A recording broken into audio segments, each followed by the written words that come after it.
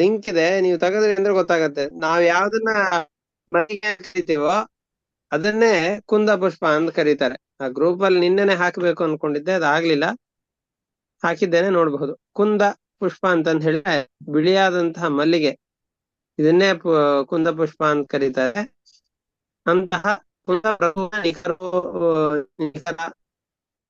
ಚೆನ್ನಾಗಿ ಭಕ್ತಿಯಿಂದ ನೀವು ಸಮರ್ಪಣೆ ಮಾಡಿದರೂ ಕೂಡ ಅದರಿಂದ ತೃಪ್ತನಾಗ್ತಾನೆ ಅಂತ ಒಟ್ಟಾರೆ ಇದರ ಅಭಿಪ್ರಾಯವನ್ನು ಹೇಳಿದ್ದಾರೆ. ಆ ಸರಿ, ಇವತ್ತಿನ ಪಾಠವನ್ನು ಪ್ರಾರಂಭ ಮಾಡೋಣ. ಶ್ರೀ ಗುರುಭ್ಯೋ ನಮಃ. ಹರಿ ಓಂ.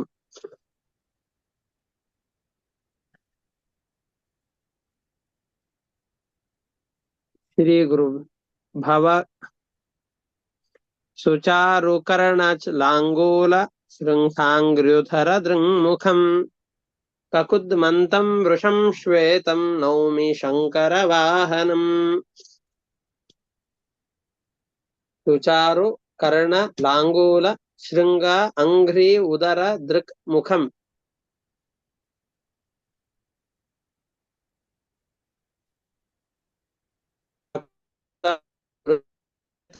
ಶಂಕರ ವಾಹನಂ.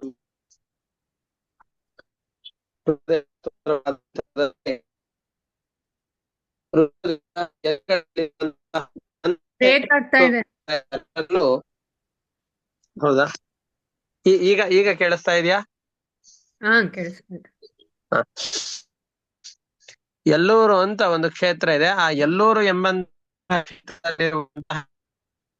ನಂದಿಯನ್ನ ಸ್ತೋತ್ರ ಮಾಡ್ತಾ ಇದ್ದಾರೆ. ನಂದೀಶ್ವರನ ಸ್ತೋತ್ರವನ್ನು ಮಾಡ್ತಾ ಇದ್ದಾರೆ. ಯಾಕೆ ಈ ನಂದೀಶ್ವರನ ಸ್ತೋತ್ರವನ್ನು ಮಾಡ್ಬೇಕು ಅಂತಂದ್ರೆ, ಶಿವನ ವಾಹನ ಅಂತ ಪ್ರಸಿದ್ಧನಾಗಿದ್ದಾನೆ ಇವನು.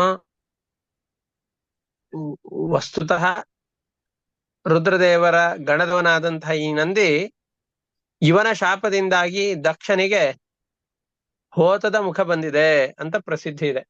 ದಕ್ಷ ದೊಡ್ಡ ಯಾಗವನ್ನು ಮಾಡುವ ಸಂದರ್ಭದಲ್ಲಿ ರುದ್ರದೇವರಿಗೆ ಅಪಮಾನವನ್ನು ಮಾಡಿದಾಗ, ಆವಾಗ ಇವನ ಶಾಪದಿಂದಾಗಿ ಕಾಲಾಂತರದಲ್ಲಿ ಶಿರಚ್ಛೇದವಾಗಿ ಇವನಿಗೆ ಅಜನ ಅಂತಂದ್ರೆ ಹೋತದ ಮುಖವನ್ನ ಹಾಕುವ ಪರಿಸ್ಥಿತಿ ಬಂದಿದೆ ಅಂತ ಇವರ ಪ್ರಸಿದ್ಧಿ ಇದೆ. ರಾವಣನು ಕೂಡ ಇದೇ ರೀತಿಯಾಗಿ ನಂದಿಯ ಶಾಪಕ್ಕೆ ತುತ್ತಾಗಿ ಬಹಳ ಕ್ಲೇಶ ಪಟ್ಟಂತಹ ವಿಷಯವು ರಾಮಾಯಣದಲ್ಲೂ ವಿಸ್ತಾರವಾಗಿ ಬಂದಿದೆ. ನಾವು ವಿಷ್ಣುವಿನ ಯಾವುದೇ ದೇವಸ್ಥಾನದಲ್ಲಿ ನೋಡಿದ್ವಿ ಅಂತಂದು ಹೇಳಿದ್ರೆ ಗರುಡಗಂಬ ಅಂತಿರತ್ತೆ. ವಿಷ್ಣುವಿನ ವಾಹನವಾದಂತಹ ಗರುಡಗಂಬದ ಸ್ಥಾಪನೆ ಆಗಿರತ್ತೆ. ಹಾಗೇನೆ ರುದ್ರದೇವರ ಯಾವುದೇ ದೇವಸ್ಥಾನವನ್ನು ತೆಗೆದುಕೊಂಡ್ವಿ ಅಂತಂದ್ರೆ ಆ ದೇವಸ್ಥಾನದಲ್ಲಿ ಶಿವನ ವಾಹನವಾದಂತಹ ನಂದೀಶ್ವರನ ಸಂಕೇತವಾಗಿ ವೃಷಭನ ಪ್ರತಿಷ್ಠೆಯನ್ನ ಮಾಡಿರ್ತಾರೆ. ವಾದಿರಾಜರು ನಾವೆಲ್ಲ ರುದ್ರದೇವರ ದೇವಸ್ಥಾನಕ್ಕೆ ಹೋದಾಗ ರುದ್ರದೇವರ ನಮಸ್ಕಾರವನ್ನೇ ಹೇಗೆ ಮಾಡ್ತೇವೋ ಹಾಗೆ ಅವನ ವಾಹನವಾದಂತಹ ವೃಷಭದ ನಮಸ್ಕಾರವನ್ನು ಮಾಡಬೇಕು ಅಂತ ತಿಳಿಸಿಕೊಡ್ಲಿಕ್ಕೋಸ್ಕರವಾಗಿ ಈ ಸ್ತೋತ್ರವನ್ನು ಮಾಡ್ತಾ ಇದ್ದಾರೆ. ನಿಂದೆ ನೋಡಿದ್ವಿ, ಛಂದಶ್ಚಯ ಸ್ತುತ ಚರಿತ್ರ ಪುರತ್ರಯಾರೇ ಕುಂದ ಪ್ರಸೂನ ಕೃತ ಸೇವನ ತೃಪ್ತ ಚಿತ್ತ ತ್ವಾಂ ದೀನಬಂಧುಂ ಅರುಣೇಂದು ಲಸತ್ ಕಪರ್ದಂ ಒಂದೇ ಅರಿಮರ್ದನ ಸಹೃದ್ದನ ವಿಶ್ವನಾಥ ಅಂತ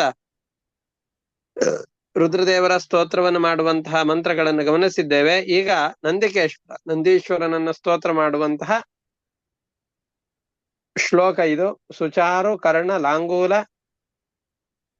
ಶೃಂಗ ಅಂಘ್ರಿ ಉದರ ದೃಂಗ್ ಮುಖಂ ಕಕುದ್ಮಂತಂ ವೃಷಂ ಶ್ವೇತಂ ನೌಮಿ ಶಂಕರ ವಾಹನಂ. ತುಂಬಾ ಮನೋಹರವಾದಂತಹ ಕರ್ಣ ಕಿವಿಗಳು, ಲಾಂಗೂಲ ಅಂತಂದ್ ಹೇಳಿದ್ರೆ ಬಾಲ, ಶೃಂಗ ಅಂತಂದ್ರೆ ಕೊಂಬು, ಅಂಘ್ರಿ ಉದ್ದವಾದಂತಹ ಕಾಲುಗಳು, ತುಂಬಾ ಮನೋಹರವಾದಂತಹ ಕಾಲುಗಳು, ಉದರ ಭಾಗ, ದೃಕ್ ಕಣ್ಣುಗಳು, ಮುಖಂ ಅದೇ ರೀತಿಯ ಮುಖವು ಕೂಡ ತುಂಬಾ ಮನೋಹರವಾದಂತಹದ್ದು, ಆಕರ್ಷಣವಾದಂತಹದ್ದು. ಕಕುದ್ಮಂತಂ ಎತ್ತರವಾದ ಡುಬ್ಬವೂ ಕೂಡ ಇದೆ. ಕಕುದ್ಮಂತಂ ವೃಷಂ ವೃಷಭವನ್ನ, ಶ್ವೇತಂ ಬಿಳಿ ಬಣ್ಣದಾದಂತಹ ಶ್ವೇತವನ್ನ, ಶಂಕರನ ವಾಹನವಾದಂತಹ ಈ ಶ್ವೇತ ಬಣ್ಣದಲ್ಲಿರುವಂತಹ ಗೋವನ್ನ ನವಮಿ ನಮಸ್ಕಾರ ಮಾಡ್ತೇನೆ. ಸುಚಾರುಕರ್ಣ ಲಾಂಗೂಲ ಶೃಂಗಾಂಗ್ಯುದರ ದೃಂಗ್ಮುಖಂ ಕಕುದ್ಮಂತಂ ವೃಷಂ ಶ್ವೇತಂ ನೌಮಿ ಶಂಕರ ವಾಹನಂ. ತುಂಬಾ ಮನೋಹರವಾದಂತಹ ಕರ್ಣ ಕಿವಿಗಳು, ಕರ್ಣ ಅಂದ್ರೆ ಕಿವಿಗಳು, ಲಾಂಗೂಲ ಅಂತಂದು ಹೇಳಿದ್ರೆ ಬಾಲ, ಶೃಂಗ ಕೋಡುಗಳು, ಅಂಗ್ರಿ ಉದ್ದುದ್ದವಾದಂತಹ ಕಾಲುಗಳು, ಉದ್ದವಾದಂತಹ ಕಾಲುಗಳ ಜೊತೆಯಲ್ಲಿ ಉದರ ಮನೋಹರವಾದಂತಹ ಹೊಟ್ಟೆ ಭಾಗ, ಉತ್ತಮವಾದಂತಹ ದೃಷ್ಟಿ, ಲಕ್ಷಣಭರಿತವಾದಂತಹ ಮುಖ, ಎತ್ತರವಾದಂತಹ ಕಕುತ್ ಅಂತಂದ್ರೆ ಡುಬ್ಬದ ಭಾಗ, ಅಂತಹ ವೃಷಭವನ್ನ, ಬಿಳಿ ಬಣ್ಣದಾದಂತಹ ವೃಷಭವನ್ನ, ಶಂಕರನ ವಾಹನವಾದಂತಹ ವೃಷಭವನ್ನ ನಾನು ಸ್ತೋತ್ರ ಮಾಡ್ತೇನೆ. ಕಕುದ್ಮಂತಂ ವೃಷಂ ಶ್ವೇತಂ ನೌಮಿ ಶಂಕರ ವಾಹನಂ.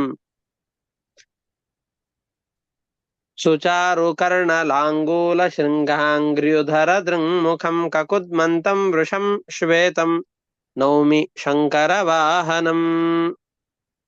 ಈ ಶ್ಲೋಕದ ಭಾವಾರ್ಥ. ಇವತ್ತಿಗೆ ಈ ಒಂದು ಶ್ಲೋಕದ ಭಾವಾರ್ಥಕ್ಕೆ ನಿಲ್ಲಿಸ್ಕೊಂಡಿರೋಣ. ಇದರ ಯಾವ್ದಾದ್ರು ಪದಗಳ ಅರ್ಥ ಗೊತ್ತಿಲ್ಲ ಅಂತಂದ್ ಹೇಳಿದ್ರೆ ಕೇಳಬಹುದು ಅವಕಾಶ. ಆಚಾರ್ಯರೇ, ಕಕುದ್ಮಂತಂ ಅಂದ್ರೆ ಏನು?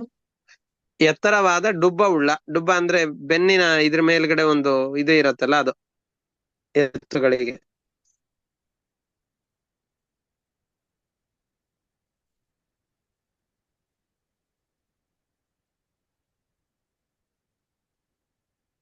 ಸರಿ, ಹಾಗಾದ್ರೆ ಇವತ್ತಿನ ಪಾಠವನ್ನ ಇಷ್ಟಕ್ಕೆ ನಿಲ್ಲಿಸ್ಕೊಂಡಿರೋಣ. ಹರಯೇ ನಮಃ. ಶ್ರೀಕೃಷ್ಣ ಅರ್ಪಣಮಸ್ತು. ಧನ್ಯವಾದಗಳು.